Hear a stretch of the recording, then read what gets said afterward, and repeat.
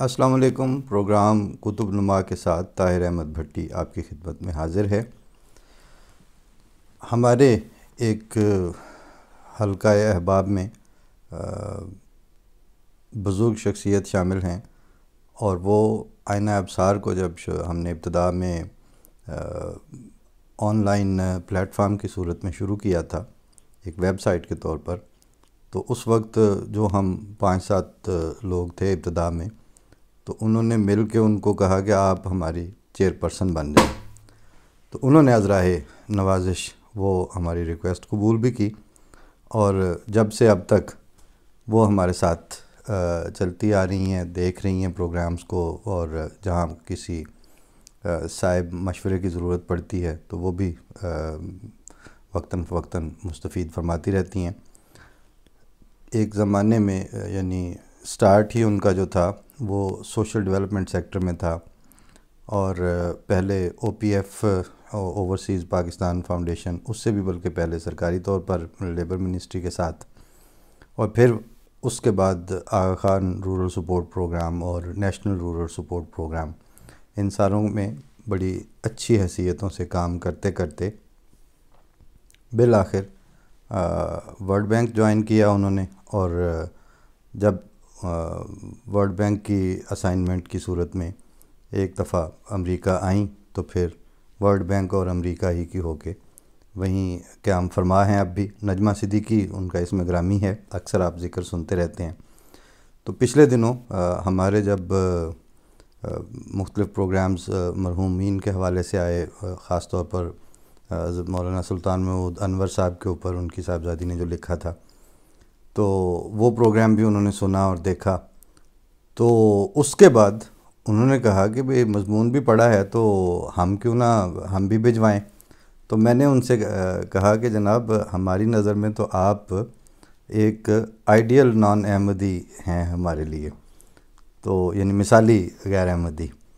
تو فرمانے لگیں کہ یہ ٹرم اچھی ہے مگر اس کا مطلب کیا ہوا؟ تو میں نے کہا میرے نزدیک اس کا مطلب یہ ہے کہ ہر وہ شخص جو بھی اس کا عقیدہ یا سوچنے کا یا اس فلسفے پہ یقین رکھنے کا نقطہ نظر ہے، وہ اس پہ سر آنکھوں پہ رکھے، لیکن جب ہم سے ہم کلام ہو یا ہمارا کہیں گفتگو شروع ہو جائے یا کوئی ہماری چیز پریزنٹ ہو، کوئی پروگرام میں بات کریں، یا ہم اپنی بزرگ شخصیات کا تذکرہ یا ان کی فرمودات کے حوالے سے کوئی بات کریں، تو صرف ان کا نام سنتے ہی اور ہماری احمدی شناخت کا ذکر آتے ہی اس سننے والے یا دیکھنے والے کی جبین پہ خواہ شکن نمودار نہ ہو جائیں، اور پھر اس کے بعد وہ خدا واسطے کے طور پر ہماری گفتگو اور ہمارے بزرگوں کے تذکرے کو سننا خلاف ایمان اور خلاف اسلام نہ سمجھنا شروع کر دے، بلکہ آج کل کے زمانے میں تو خلاف پاکستان بھی۔ تو اس طرح جس آدمی میں ادرنیس آف ادرز جو ہے، اس کو خندہ پیشانی اور کشادہ ظرفی سے برداشت کرنے بلکہ اس کے ساتھ لیو کرنے کا حوصلہ ہو، اس کو میں سمجھتا ہوں کہ وہ مثالی غیر احمدی ہوتا ہے۔ تو کہتی ہے یہ تو اچھی تشریح ہے۔ تو اس کے بعد انہوں نے بھی ایک کتابیں تو انہوں نے 2 ارسال فرمائیں، کیونکہ ان کے پروفائل کے طور پر جب ذکر آیا تو انہوں نے کہا کہ یہ اس میں تفصیل ہے ساری۔ جارج واشنگٹن یونیورسٹی نے ایک اپنا ورکنگ فار دا چینج نام سے ایک کتاب سلیبس کا حصہ بنائی ہوئی، تو اس میں ایک چیپٹر میں جو انٹرنیشنل بیوروکریسی ہے ڈیولپمنٹ سیکٹر کی، اس پہ انہوں نے بعض شخصیات کو پک کیا اور اس کے اوپر لکھا اور اسٹوڈنٹس کو انٹروڈیوس کروایا ان سے، ان کی کوششوں سے۔ تو ایک تو وہ کتاب انہوں نے بھیجی، اس میں ان کا ذکر خیر پڑھنا اچھا لگا، کوشش کریں گے کہ کسی وقت ہو سکے تو اسے اردو میں بھی کنورٹ کریں۔ اور اس کے علاوہ ان کے والد گرامی، جنہوں نے پڑھے لکھے بچوں کے ایک جنریشن پوری جو ہے وہ تربیت اور تعلیم کے پروسیس سے گزار کے ہینڈ اوور کی اگلے آنے والی نسلوں کے لیے، جن میں یہ خود بھی شامل ہیں۔ ان کے بڑے بھائی طارق صدیقی صاحب جو اسلام آباد یونیورسٹی کے وائس چانسلر رہے ہیں، وہ بھی، اور بعض جن کے مجھے تعارف نہیں ہے، لیکن عمومی طور پر پاکستان میں پڑھا لکھا خاندان ہے۔ تو یہ کتاب ان کے والد صاحب کی آئینہ حیرت، مرتضیٰ صدیقی حیرت تخلص کرتے تھے، محمد مرتضیٰ صدیقی صاحب کی۔ ایک تو یہ انہوں نے ہمیں بھیجی، یہ ان کی شعری مجموعہ بھی ہے اور ان کے اوپر لکھے گئے مضامین بھی اس میں شامل ہیں۔ اور اس کے علاوہ انہوں نے وہی جس طرح ابتدا کر دی ہے فوزیہ منصور صاحبہ نے، تو انہوں نے بھی ایک مضمون اپنے والد صاحب اور ان پہ چھپی ہوئی کتاب کے حوالے سے ایک رائٹ اپ بھیجا۔ میں آج کے کتب نما میں وہ رائٹ اپ بھی پیش کروں گا، اور محمد مرتضیٰ صدیقی حیرت صاحب کی شعری کلام میں سے ایک آدھ نظم بھی پیش کروں گا۔ لکھتی ہیں کہ آئینہ حیرت کیوں چھپوائی۔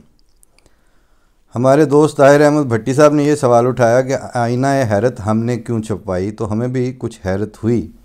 وہ یوں کہ ابھی تک اس کتاب کے متعلق جو سوال کیے گئے ان میں زیادہ تر یہ پوچھا گیا تھا کہ جب تک ہمارے والد محمد مرتضیٰ صدیقی حیرت حیات تھے اور اس کے بعد 4 دہائیوں تک کتاب کے نہ چھپنے کی وجہ کیا ہے۔ اس کا جواب کتاب کے تعارفی مضامین میں ہم دے چکے تھے۔ اس نئے سوال کتاب کیوں چھپوائی کا جواب دینے کے لیے ہم سمجھتے ہیں کہ اپنا اور اپنے خاندان کا کچھ پس منظر بھی بیان کر دیں۔ تو قصہ کچھ یوں ہے کہ ہم 9 بہن بھائی، بہن میں ہم آخری نمبر پر تھے۔ ایسے میں والدین سے ہمارا فاصلہ بہت تھا۔ کل 9 بھائی بہن تھے، جس میں آخری نمبر ان کا تھا، نجمہ صدیقی صاحبہ کا۔ تو کہتی ہیں کہ ان والدین سے ہمارا فاصلہ بہت تھا، عمر، عقل، سمجھ، اہلیت، سب کچھ میں۔ والد اور والدہ دونوں کو ہم نے ہمیشہ مصروف ہی دیکھا۔ گھر میں اور باہر بچوں کا خیال ہر طرح سے رکھا جاتا تھا، لیکن پڑھائی میں کسی قسم کی رعایت نہیں تھی، اور کھیل میں بھی سنجیدگی متوقع تھی۔ والد سرکاری ملازمت کرتے تھے اور ٹینس کے کھلاڑی بھی تھے۔ ان کے ادبی اور تخلیقی احباب کا ایک بہت ہی محدود حلقہ تھا، جس سے ہمارا تعارف نہ ہونے کے برابر تھا۔ تو یہ کہا جا سکتا ہے کہ والد کی زندگی میں ہم نے ان کو دیکھا زیادہ اور جانا کم تھا۔ ہمارے لیے ان کی حیثیت خاندان کے سربراہ کی تھی، باروب، کم گو، اصول پرست اور انتہائی سنجیدہ۔ وہ سب سے الگ تھے اور الگ ہی نظر آتے تھے۔ ان کی وفات کے بعد جب ہم نے روزمرہ کی محنت مزدوری سے ہٹ کر کچھ پڑھنا لکھنا شروع کیا تو اردو شاعری سے بھی رغبت ہوئی۔ اپنے کام کی مطابقت سے ہمارے پسندیدہ مضامین میں طبقاتی کشمکش، قومی اور بین الاقوامی رنجشیں اور استحصال، معاشرے میں ناانصافی، تفریق، عورت کی حیثیت، ظالم اور مظلوم کا دائمی تعلق وغیرہ شامل تھے۔ جب اپنے ماضی اور حال کو بہتر طور پر سمجھنے اور تجربات کا تجزیہ کرنے کی لگن ہوئی تو سوچا کہ والد کی شاعری کو بھی تفصیل سے پڑھا جائے۔ اب جو پڑھنا شروع کیا تو بہت کچھ سمجھ میں آنے لگا۔ اپنی زبان جاننے کی اہمیت کا بھی احساس ہوا اور شرمندگی بھی کہ ان کے لکھے کو پڑھنا سمجھنا آسان نہیں تھا۔ ساتھ ساتھ یہ خیال بھی آیا کہ ہم نے تو اتنا بھی پڑھ لیا ہے، باقی خاندان میں کتنے لوگوں نے پڑھا ہوگا۔ پوچھا تو معلوم ہوا کہ پوری کتاب تو کسی نے بھی نہیں پڑھی۔ جو کلام ڈائری یا مسودہ کی شکل میں موجود تھا اس کو مشکل مان کر بہت احتیاط اور احترام سے الگ رکھ دیا اٹھا کر۔ ہمیں خود بھی والد کی شخصیت کے مختلف پہلوؤں کا اندازہ نہیں تھا، اور ہمارے خاندان میں بہت سے لوگ، خاص طور پر بچے، تو بہت ہی کم جانتے تھے۔ کچھ تو یہ بھی نہیں جانتے تھے کہ ان کے نانا دادا یا پرنانا پردادا شاعر بھی تھے۔ والد کی شاعری میں ہمیں ان کا دنیاوی اور کائناتی مشاہدہ، تجسس، عشق، شکوہ، خودداری، جستجو اور عجز و انکسار اکٹھے نظر آئے۔ انہوں نے ذکر کیا اپنے زمانے کے تلخ حقائق کا، اور یاد دہانی کروائی ہے ماضی اور حال سے سبق لینے کی۔ انہوں نے خواب دیکھنے اور اپنے یقین اور محنت سے خواب کی تعبیر پانے کا پیغام بھی دیا۔ ان کے کلام میں ذاتی اور کائناتی غم اور اس کے ساتھ ہی امید اور آرزو ہے، مثبت روایات اور ایک ایسی تہذیب کی عکاسی ہے جو ایک آدھ صدی پہلے تک تو ہمارے پاس تھی، لیکن جس کو اب ہم بھولتے جا رہے ہیں یا وہ ہمارے ہاتھ سے پھسلتی چلی جا رہی ہے۔ یہ سب دیکھ کر ہمیں خیال آیا کہ ان کی بات کو اپنی نئی نسل تک پہنچانا چاہیے۔ دوستوں سے رائے لی تو ان کا خیال بھی یہی تھا کہ اس مسودے کو کتاب کی شکل میں لانا ضروری ہے تاکہ اور لوگ بھی پڑھ سکیں۔ ڈاکٹر پیرزادہ قاسم رضا صدیقی نے آئینہ حیرت کی تقریب پذیرائی میں اس بات کو بہت خوبصورتی سے بیان کیا ہے۔ وہ کہتے ہیں کہ یہ کام بہت اچھا ہوا، اس کو دیکھ کر امید ہے کہ اور لوگ بھی اپنے بزرگوں کی روایات قلم بند کریں گے۔ اب ویسے تو ماڈرن زمانہ ہے جس میں ہر چیز کی ترسیل آسانی سے اور بہت تیز رفتاری سے کی جا سکتی ہے، لیکن تہذیب اور ثقافت فیڈیکس کے ذریعے منتقل نہیں کیے جا سکتے۔ اس کے لیے لوگ، مرتضیٰ صدیقی صاحب جیسے لوگ درکار ہیں جو ہماری مثبت روایات اور اقدار کو آگے بڑھاتے رہیں، ہماری نئی نسل کو پہنچائیں آنے والے وقت اور زمانوں کے لیے۔ ادب اور شاعری کی بات ہوگی تو انسانیت اور انسان کی فضیلت سے ہٹ کر کچھ نہیں ہوگا۔ ہمیں چاہیے کہ آنے والوں کو اس کی طرف بھی راغب کریں۔ پیرزادہ قاسم، ویڈیو کلپ فروری 2018۔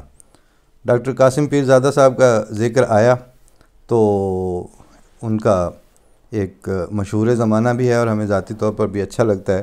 وہ شعر بھی ساتھ عرض کر دوں کیونکہ وہ بھی جو حالات چل رہے ہیں ان میں بہت حسب حال ہے کہ لوگ طلب کریں اگر تم سے علاج تیرگی، لوگ طلب کریں اگر تم سے علاج تیرگی، صاحب اختیار ہو آگ لگا دیا کرو۔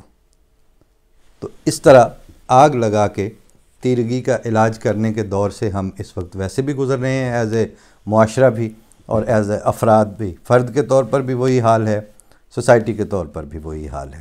آخر پہ میں ان کی آئینہ حیرت جو کتاب ہے اس میں سے بھی ایک غزل جو میں نے انتخاب کی ہے آج آپ کو اس حوالے سے پیش کرنے کے لیے، وہ پیش کر کے تو پھر اجازت لوں گا۔ فرماتے ہیں کہ ہم کو بھی منظور نہیں جو تم کو منظور نہیں۔ چھوٹی بہر میں ہے اور بہت سادگی سے لکھا ہے کہ ہم کو بھی منظور نہیں جو تم کو منظور نہیں، ہم پر جو کچھ گزری ہے کہنے کا مقدور نہیں۔ رسنا بند کبھی ہو جائے دل میں وہ ناسور نہیں، اور حرف شکایت لب تک آئے الفت کا دستور نہیں۔ حرف شکایت لب تک آئے الفت کا دستور نہیں، ظلم کی آندھی چھٹ جائے شاید وہ دن دور نہیں۔ رحمت کی بارش ہو جائے تم تو کچھ مجبور نہیں، دار و رسن سے کھیل سکے ہر عاشق منصور نہیں۔ دار و رسن سے کھیل سکے ہر عاشق منصور نہیں، دنیا کے افسانے میں اپنا کچھ مذکور نہیں۔ اور شعر سنیے کہ دل کی دھڑکن تیز ہوئی، دل کی دھڑکن تیز ہوئی شاید منزل دور نہیں، جلووں کی ارزانی ہو دل حیرت کا طور نہیں، ہم کو بھی منظور نہیں جو تم کو منظور نہیں۔ آج کے کتب نما میں اتنا ہی۔ اس کے بعد ہم کوشش کریں گے کہ اس حوالے سے ایک رائٹ اپ اور ایک مضمون کی شکل میں بھی آج والی گفتگو آپ تک پہنچ جائے گی انشاءاللہ، اور آئندہ بھی ایسا انتخاب بھی پیش کرتے رہیں گے، اور اس طرح کی آپ کی طرف سے مراسلہ جو بھی سننے والے اور دیکھنے والے ہیں سب کی طرف سے سر آنکھوں پر، کیونکہ ہم نے تو پلیٹ فارم کی ابتدا کر دی ہے، اس پہ پنجابی میں کہتے ہیں مل مار کے نہیں بیٹھے ہوئے، یہ سب کا ہے، صلاح عام ہے یاران نکتہ داں کے لیے۔ فی امان اللہ، السلام علیکم ورحمۃ اللہ۔